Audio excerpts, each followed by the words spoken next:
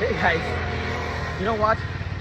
Last week, I got a chance to give a motivational speech at the Varanda race, Karaikuri, for more than 200 students who prepared for their competitive exams.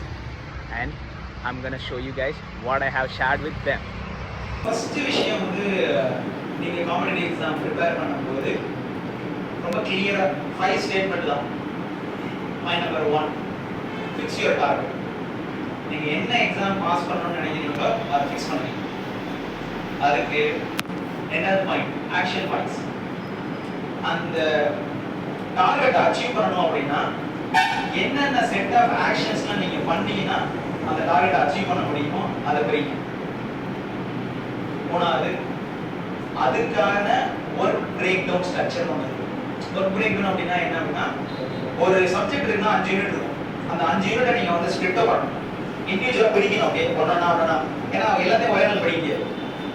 So work break down structure ஒன்று இருக்கும். Break down பண்ணணும், break down பண்ணி அதில் concentrate பண்ணணும். 4வது, time.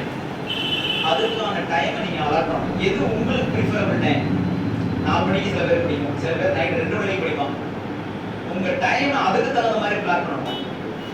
5வது, just to it. எதையுமே எதிர்பார்க்காம பண்ண ஆரம்பிங்க. If you fail, try until you get it. Got it? That's all. அதோட டிஃபிகல்ட்டிஸ் குறைய ஆரம்பிக்கும். ஒன்னு எடுத்து எழுதுனதுக்கு அப்புறம் நமக்கு தெரியும், அதை இன்னும் ஸ்ப்ளிட் அப் பண்ணுங்க, இன்னும் பிரேக் டவுன் பண்ணுங்க. பிரேக் டவுன் பண்ணிட்டீங்க அப்படின்னா அதுல உங்களுக்கு உண்மையில நீங்க கேட்டீங்கல்ல, உங்களுக்கு இன்ட்ரெஸ்டடா ஒரு விஷயம்